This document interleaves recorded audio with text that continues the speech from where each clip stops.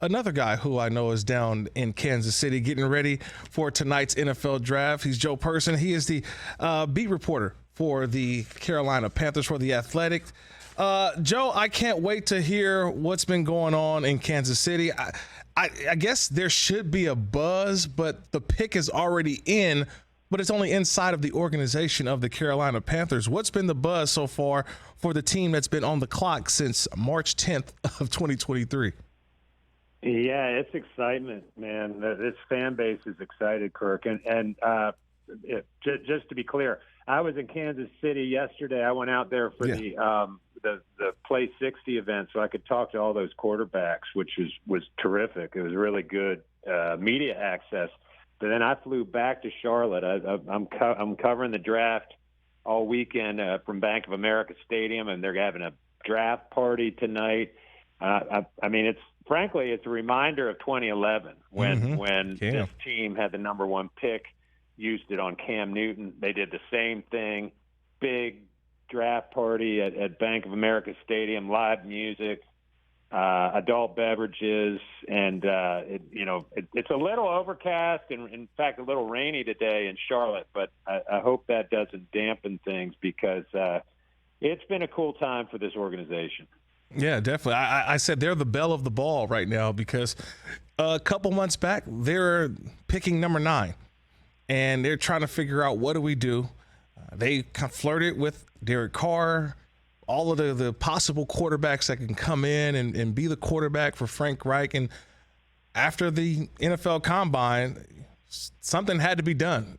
And the Panthers make the trade to get up to number 1. At that point, and like I'm saying, this was March 10th, Joe. At that point, did they already know who they wanted, or was this truly still a process of who they wanted to take at quarterback, even though right now all indications are it's Bryce Young out of Alabama? So it's a fair question. I think that both those things can be true, that they had a strong lean and preference for Bryce Young, but they still did want to go through the process. And it's important to note, too, that early on, when they started talking to Chicago, Scott Fitter talking to Bears GM Ryan Poles at the Combine, the Bears' preference, and I've reported this, was to go from 1 to 2, flip with Houston, and then go 2 to 9 with the Panthers, and really collect on draft picks for Chicago. So at that point, and the Panthers were okay with it at that point. And so that tells you they were good with 2 quarterbacks, which I believe to be C.J. Stroud and Bryce Young. Well, sometime in that week between the Combine and March 10th, I think Houston, from what I've been told, kind of got cold feet a little bit. I think the Panthers also were concerned that if Houston did kind of get, jump back in, that they were going to take Bryce Young, the Texans. And so Scott Fitter gets the deal done. They had to include DJ Moore, who's a very good player, and it's going to potentially hurt the development of presumably Bryce Young a little bit, or at least take a weapon away from him. But you said it, Kirk, man. This was a move the Panthers needed to make. They have been on that veteran quarterback merry-go-round with as soon, basically from the moment Cam Newton's health started and injuries started to unfortunately play a part in the end of his time here. So that even when Cam was still around, they had a year where they played Kyle Allen and Taylor Heineke. Then it was Teddy Bridgewater. Then it was Sam Darnold. Then it was Baker Mayfield. Like, it was time to do something, and I think Bryce Young makes a lot of sense if you can accept the size piece of it. He's Joe Person. He's the Panthers beat writer for The Athletic. Make sure you follow him. Great follow. He's one of the blue check or former blue check brothers like myself. We're not paying for the 5. How good. At Joseph Person on Twitter. And Joe, look, who's more excited tonight? Is it Frank Reich, Scott Fitterer, or is it David Tepper, the owner? Probably Tepper. Yeah. I mean, let's think about him. I mean, he's the only guy out of those three who's been here for all of that litany of quarterbacks that I just described. Right. David Tepper, since he bought this team in 2018, I mean, I'll take it back specific for you. So his first year owning this franchise was 2018. Right. The Panthers were coming off a playoff berth in 2017. They had just gotten McCaffrey in 2017. They go to Pittsburgh on a Thursday night, mid-season. The Panthers are 6-2. They're riding high. David Tepper's going back to his hometown of Pittsburgh, where he had been a Steelers minority owner, and Cam Newton, halfway through that game, gets drilled in the throwing shoulder by T.J. Watt. Clean hit. Mm-hmm. And he was never really the same, and the franchise hasn't really been the same since then. They haven't been to a playoff, since they haven't been made the postseason since Tepper bought the team. And I think he's, clearly, like, he has had a huge part of this process, as has his wife, Nicole, who went to all the pro days, or at least 3 of the 4 with the whole contingent. And so I think Tepper, out of the 3 folks you mentioned, is probably the most geeked about it. Yeah, I think also, too, one of the things is we're talking Panthers because they have the number 1 overall pick, but that's not the only pick that they have, right, Joe? They still got pick 39, 93. I'm sorry, well, second rounder. They've got a third, fourth, 2 fourths, and a 5th round. You mentioned no DJ Moore because he was in the trade over to Chicago. So we know wide receiver definitely is on that list. What else is on that wish list outside of drafting at number 1? So probably edge rusher for sure, because they already had a need. They don't really have a clear cut they last off season, not this one. They let Hassan Reddick walk to the Eagles, and it kind of we're sort of doing it piecemeal over there, opposite Brian Burns, who of course their Pro Bowl defensive end, whom the Bears asked about, by the way, and the Panthers weren't going to part with him, but so they needed someone anyway. And then news came earlier this week that Brian Burns had ankle surgery about a week ago.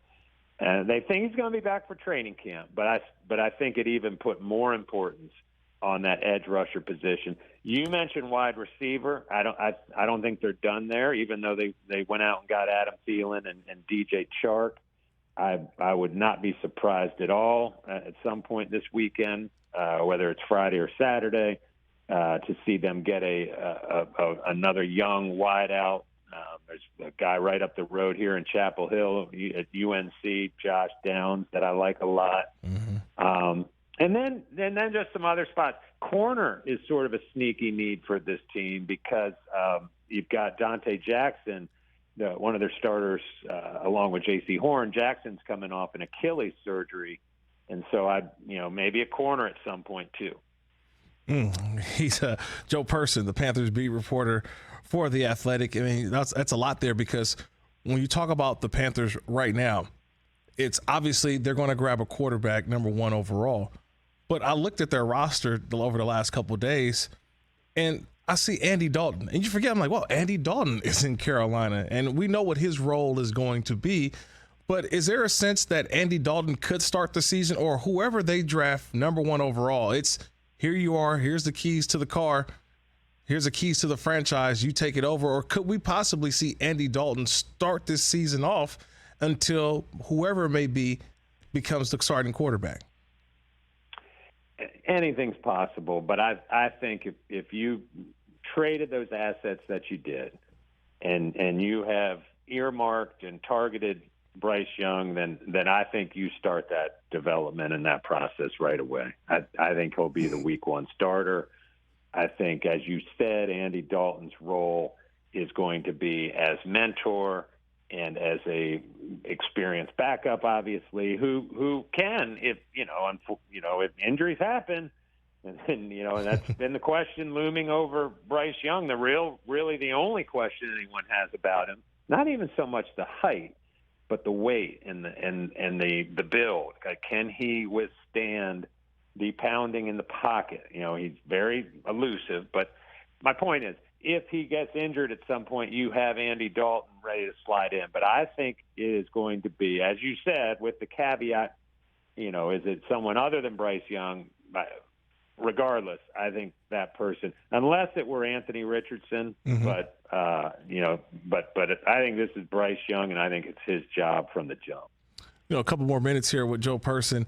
I know you've been at Panthers voluntary minicamp over the previous couple of days. Is there anything that sticks out to you about this team that you say, you know what, they can compete even with a starting rookie quarterback? Yeah, I mean, listen, Scott Fitter, the GM here, this process started with Matt Rule when Rule was here. Right. They made steps. They had a draft not that long ago, I think 2020, where they took all defensive players. Then the last couple of years they made moves either in the draft or free agency to solidify the offensive line.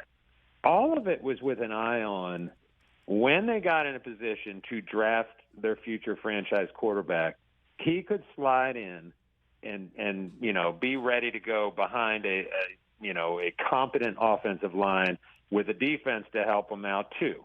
And so there's a real listen. Nobody's printing Super Bowl tickets here or anything like that, but this organization views the NFC South as theirs for the taking, or someone's for the taking. I think all these four teams, because you got Brady retiring. Drew Brees was a couple years ago. It's been a division in flux. Atlanta is, what are they going to do? Is it Desmond Ridder there, or are they potentially in the market for a quarterback tonight? All of which to say is, even last year, I mean, the Panthers under interim coach Steve Wilks, who did a fantastic job, by the way. They went to Tampa Bay in week 17 with first place on the line. Yeah. And it was a down year for the division, but the point is, there is an opportunity for the Panthers. And I think that was part of the reason that they made this move they did to get quarterbacks settled and see if they can't take control of this division, not for like a year or two, but for several years. Last one for you, Joe. You mentioned it back in 2011. The Panthers selected Cam Newton, number 1 overall, and obviously he took this team to a Super Bowl. They didn't win, but they made it to the Super Bowl. Just what's the fan base, the feel of possibly landing Bryce Young tonight? If that's the choice that they go with Bryce Young, how is the fan base handling all of this? Popularity, all of this, anticipation, knowing that they're going to get the top tier quarterback. Well, there's some people that do question the size, and I get it. Like, he will be the smallest quarterback in the NFL the minute he's drafted tonight. Wow. Whether it's the Panthers or whomever. He's a special player. Like, right. We can debate this, and it will continue to be debated. Right. But I mean, he played in college football's toughest conference. He managed to stay healthy. He missed one game with a shoulder injury that he was falling down on a run and put his arm down to brace himself, jarred his shoulder. Right. There have been other small quarterbacks, Russell Wilson, Kyler Murray. Those guys were a little thicker through the chest. But I think I was around Bryce Young for a while yesterday at the deal in Kansas City I mentioned to you. Mm-hmm. I think he is going to just blow the fan base away with sort of his professionalism, the way he is going to conduct business here. And they needed a face of the franchise. Yeah. Cam got hurt. Cam's no longer around. They traded away Christian McCaffrey. They needed a face of the franchise, and I think Bryce Young's going to represent them well. Oh, man, I think so as well. I think we'll finally see tonight who the Panthers have been waiting since March 10th when they made the trade to get to number 1, who are they selecting? But I know one thing I'll be doing. I'll be following Joe Person at Joseph Person on Twitter. Everybody, make sure you follow him. Going to lead you all the way up until that pick is announced and in all the news in Charlotte as they get their new quarterback, man. Appreciate the time, Joe. All right, man. Enjoy tonight, Kirk. Thanks. Catch the Rich Eisen Show every single day on the Roku channel, 12 to 3 Eastern, for free.